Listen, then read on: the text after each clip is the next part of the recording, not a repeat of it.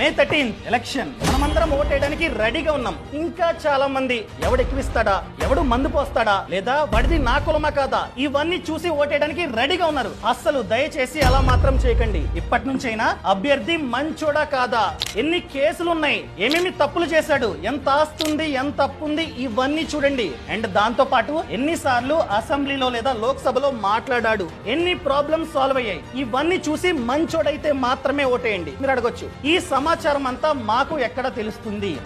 myNeta.info అనే website లో A to Z మనమైతే చూడవచ్చు అనమాట.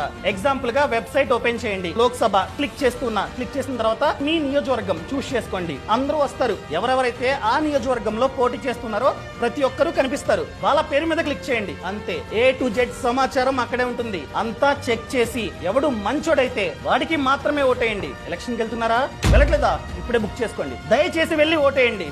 Thank you.